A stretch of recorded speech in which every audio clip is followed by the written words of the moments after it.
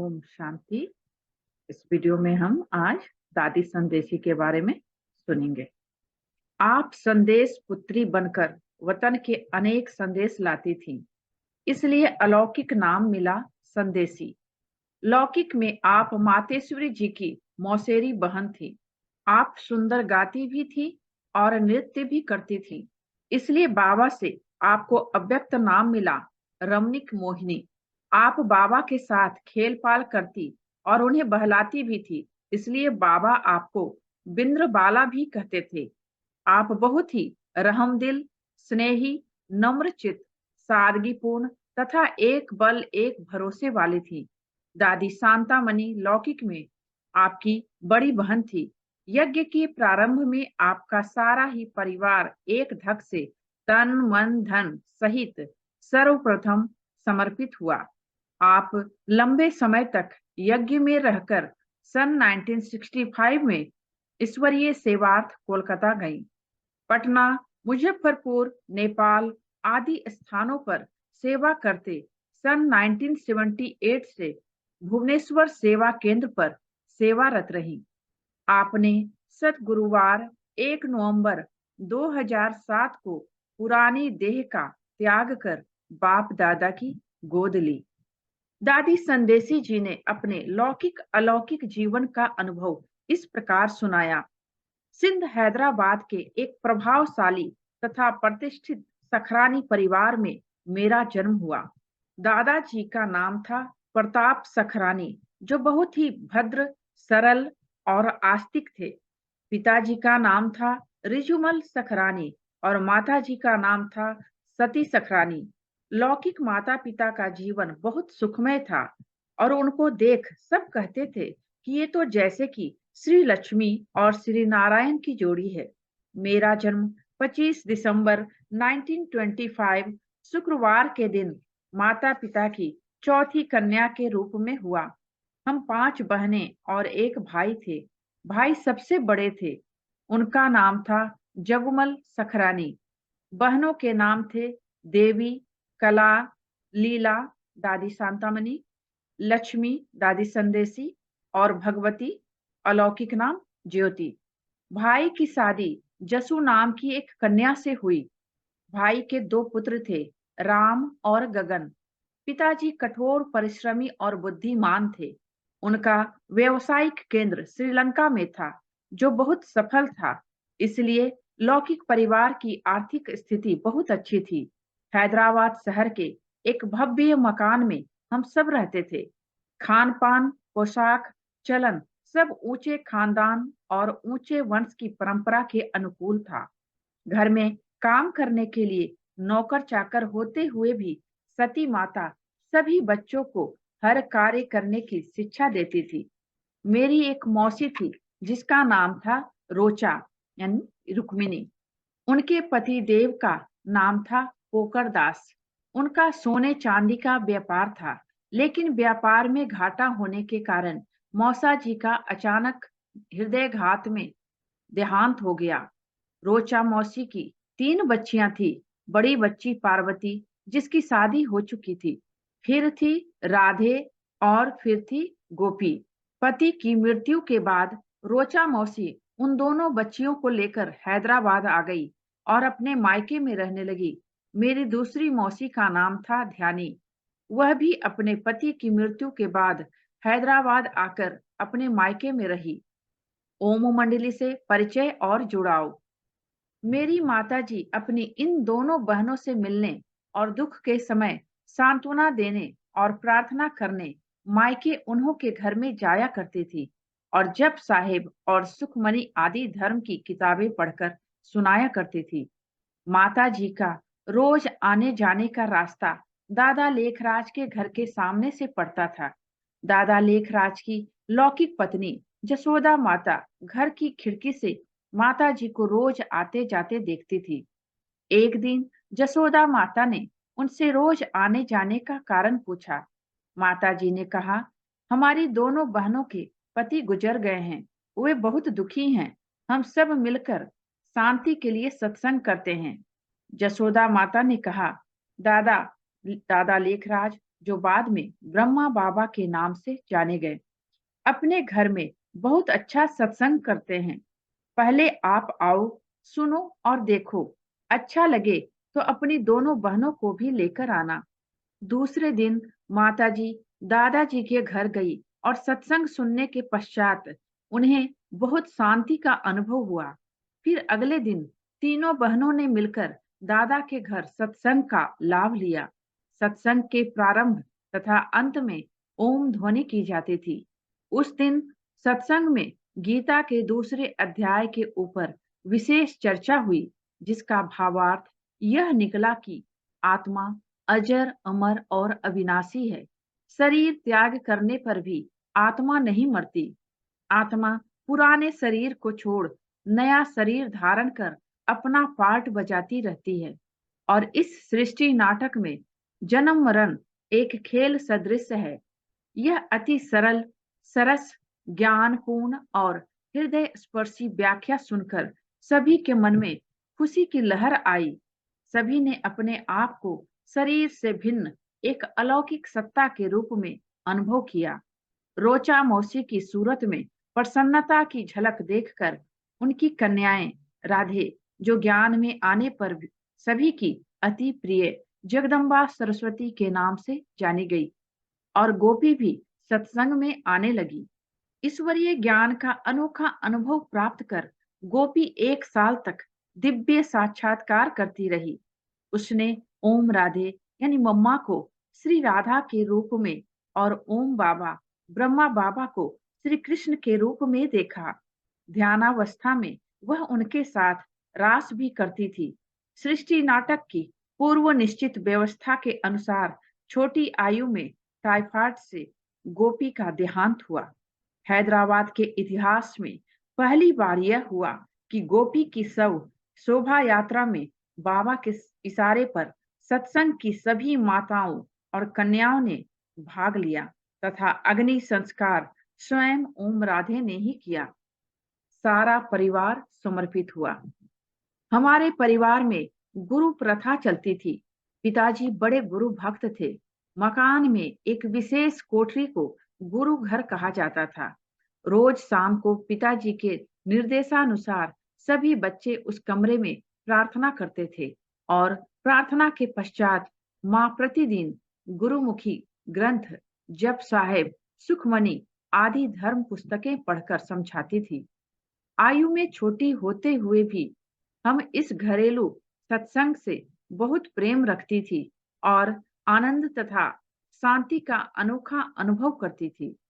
ब्रह्मा बाबा के साथ मेरे पिताजी का बहुत अच्छा संबंध था। हैदराबाद में सत्संग की शुरुआत के बाद कुछ समय के लिए ब्रह्मा बाबा अपने लौकिक परिवार के साथ एकांतवास के लिए कश्मीर चले गए। वहां से ब्रह्मा बाबा ज्ञान युक्त पत्र ओम मंडली में भेजते रहे। सत्संग में आने वाली माताएं और कन्याएं उन्हें पढ़कर बहुत अलौकिक सुख प्राप्त करती थी। अपने परिवार के सदस्यों को ब्रह्मा बाबा कश्मीर में भी ज्ञान की शिक्षा देते थे।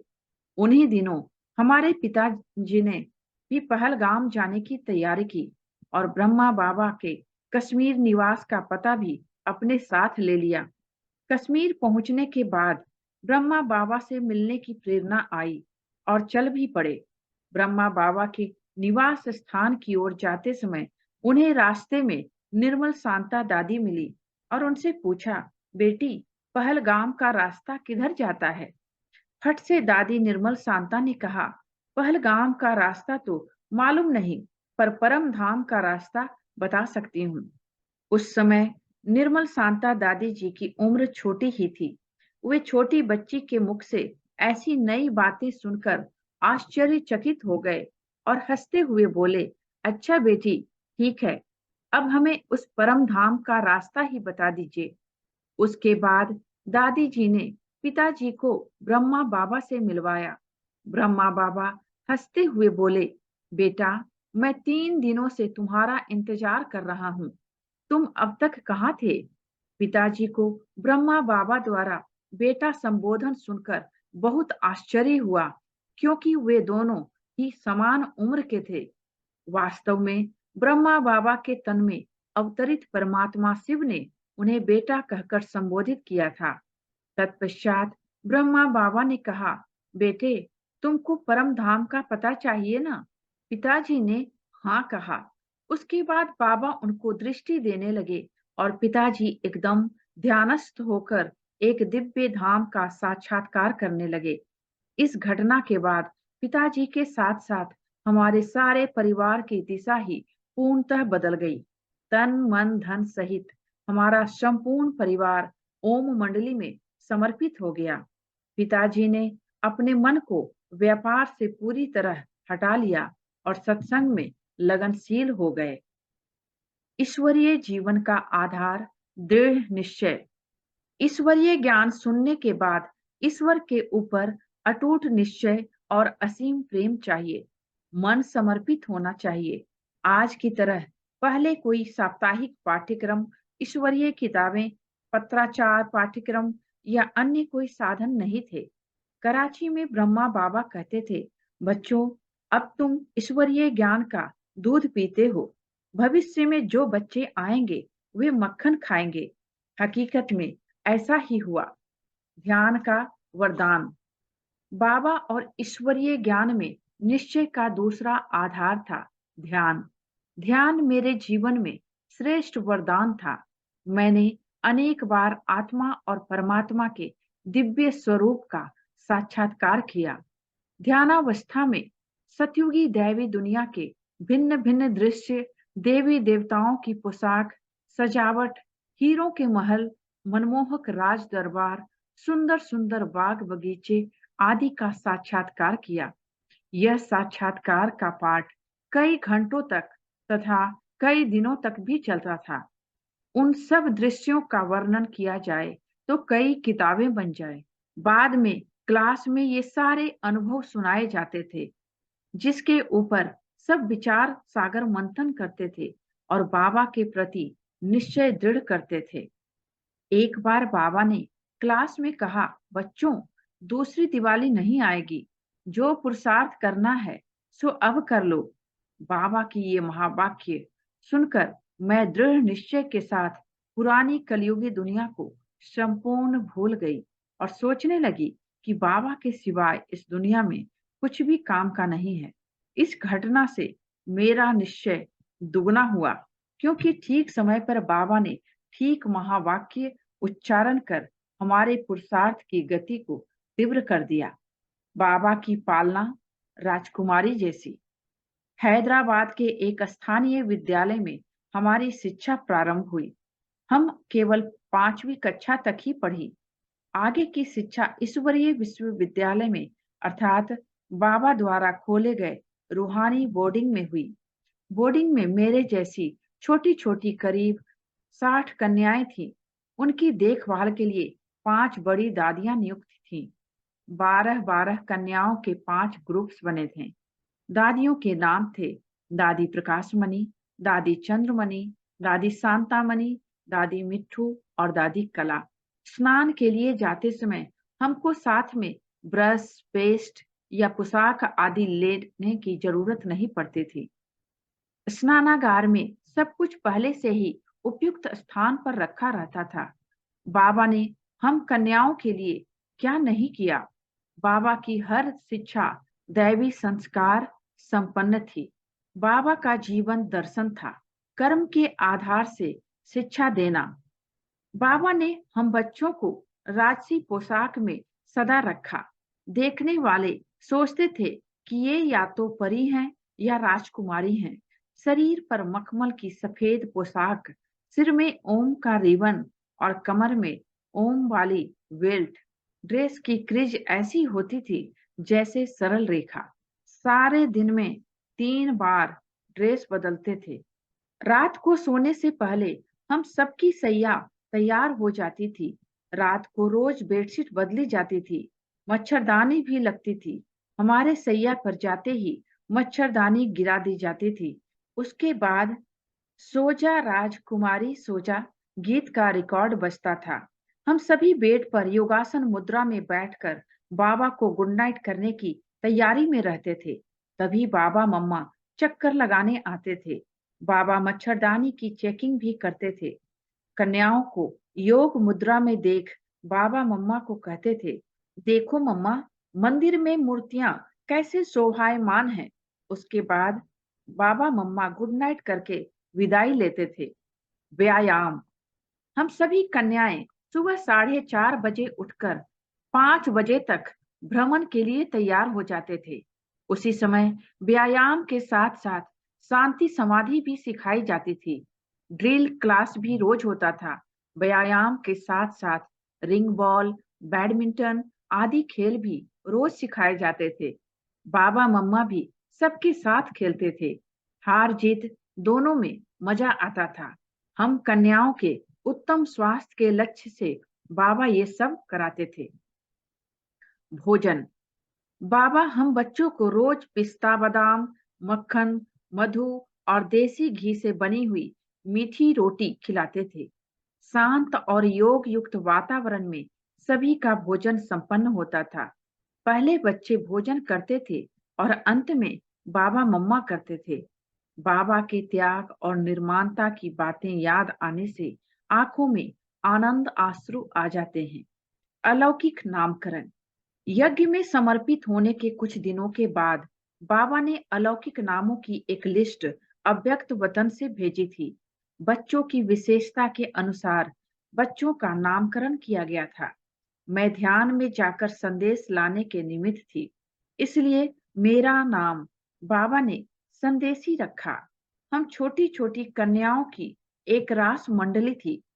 साक्षात्कार के बाद हम कन्याएं भिन्न भिन्न आध्यात्मिक स्वरूपों जैसे स्वास्तिका, अर्धचंद्रमा, सितारे, ओम आदि के रूप में खड़े होकर रास करते थे।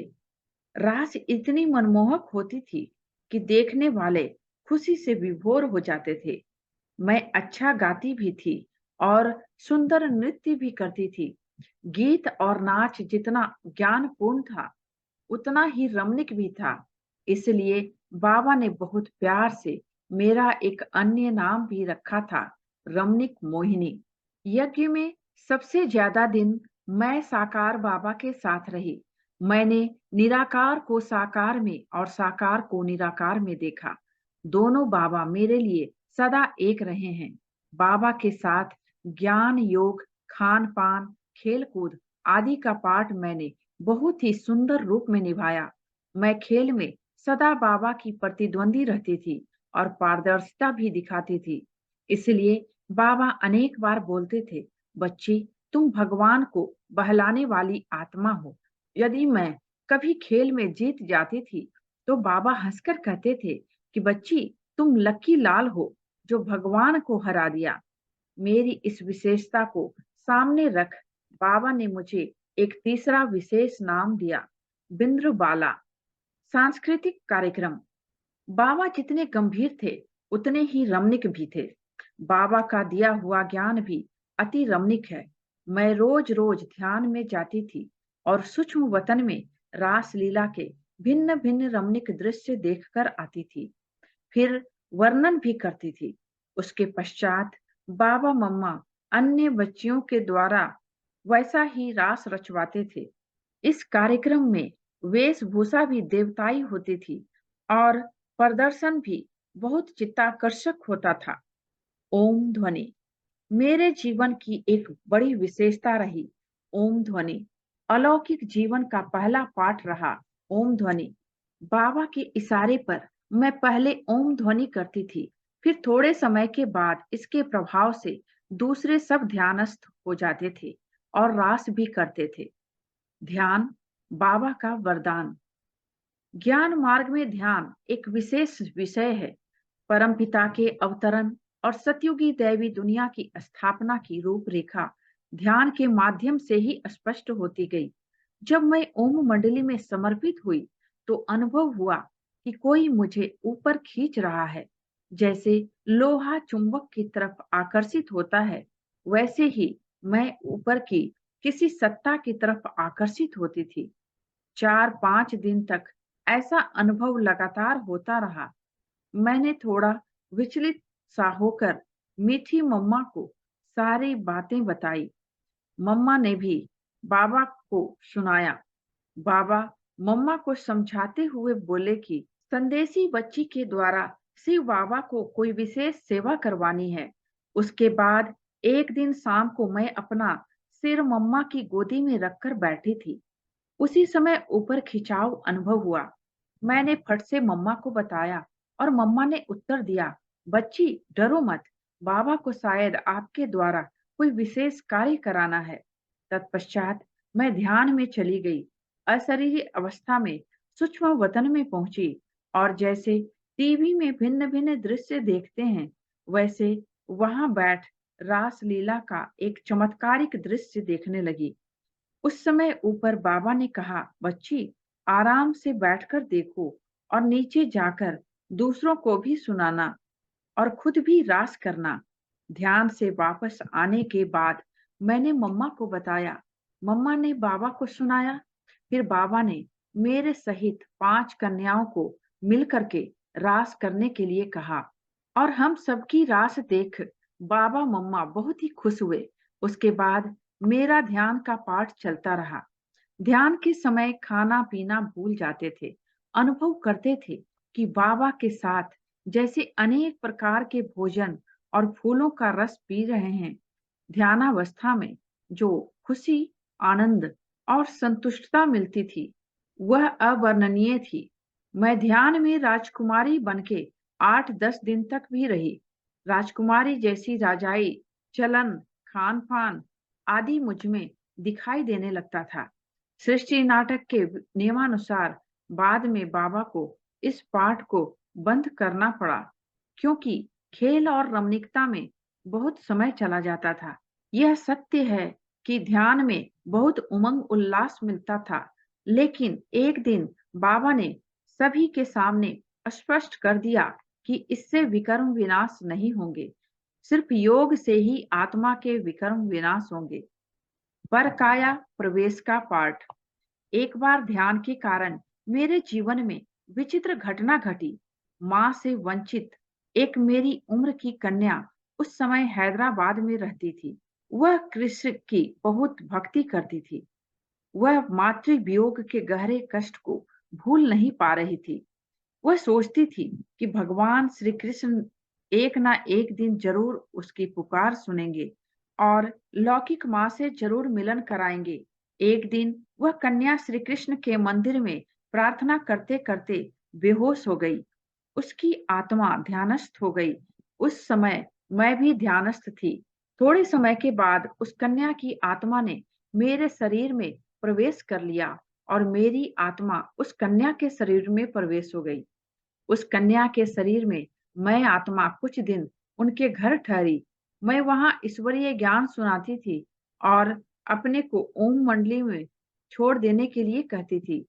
मेरी बातचीत और चलन को देखकर उस घर के लोग सोचने लगे कि शायद माँ के देहांत के कारण कन्या पागल सी हो गई है। दूसरी तरफ मेरे तन में उस कन्या की आत्मा के पाठ से ओम मंडली में विचित्र परिस्थिति पैदा हो गई। उसने जब ब्रिजेंद्रा दादी जी को देखा तो खुशी से माँ माँ पुकारने लगी। उसने अपने घर की सब बातें बताई। उसने उनके साथ सोने, खाने और घूमने की इच्छा व्यक्त की। लेकिन मेरे तन द्वारा ऐसी बाह्य मुखता की बातें सुन सभी के मन में संशय आया और अंत में सारी बातें बाबा को बताई। बाबा को तो सारे रहस्य का पता ही था। उस कन्या की आत्मा के ईश्वरीय ज्ञान में न होने के कारण उसके साथ भोजन न करने के लिए दादी ब्रजेंद्रा को बाबा ने इशारा दिया। ऐसे समय पर उस कन्या के घर से ओम मंडली में एक पत्र पहुंचा। ओम मंडली से भी उसका सही जवाब दिया गया। उसके बाद बाबा ने उस कन्या के घर के बड़ों के साथ मुझ आत्मा को ओम मंडली में बुलाया। बाबा की आज्ञानुसार हम दोनों कन्याएं इकट्ठी हुई। बाबा ने क्या किया, किसको पता नहीं चला। जब होश आया तो मुझे यही अनुभव हुआ कि हम दोनों आत्माएं अपने अपने शरीर में आ चुकी थी। मैं यज्ञ में रही और कन्या अपने बड़ों के साथ अपने लौकिक घर चली गई। वास्तव में यह सारा खेल उस कन्या की मातृ स्नेह की प्यास बुझाने के लिए किया गया था। उसकी कृष्ण के प्रति सच्ची भक्ति थी। शिव बाबा ने दादी ब्रजेंद्रा द्वारा मातृ स्नेह दिलवाकर उसकी आस पूर्ण की थी। राजयोग का विशेष अभ्यास और अनुभूति। यज्ञारंभ के समय में योग भट्टी द्वारा यज्ञ वत्सों को योग शिक्षा दी जाती थी। कराची में मैं तथा कई अन्य संदेशियां ध्यान में जाकर वतन से भट्टी के कार्यक्रम की रूपरेखा ले आते थे। उस रूपरेखा अनुसार 7 या 10 कन्याओं को लेकर ग्रुप बनता था और इस प्रकार भिन्न भिन्न ग्रुप की तपस्या आरंभ होती थी। तपस्या के समय सभी सफेद पोशाक पहनते थे और भोजन में सफेद पदार्थों को ही स्वीकार करते थे। नियमित रूप से रोज तपस्या करते थे। तपस्या माना विदेही स्थिति में स्थित होना। उस समय की तपस्या का फल आज सेवा में सफलता का आधार है। बढ़ती उम्र में योगाभ्यास और उसकी अनुभूति बड़ी विचित्र बात लगती है, लेकिन उस समय के अभ्यास के कारण योगाभ्यास का पुरुषार्थ करना नहीं पड़ता। योग की स्थिति बनी रहती थी। कभी-कभी अनुभव होता है कि सूक्ष्म लोक में शांति से बैठी हूँ और कभी अनुभव होता है कि बाबा से शक्ति ले रही हूँ। ओम शांति। इस वीडियो में बस इतना ही। इसके आगे हम दूसरे पार्ट में भी दादी संदेशी जी को सुनेंगे। थैंक यू बाबा का और थैंक यू आप सबका। ओम शांति।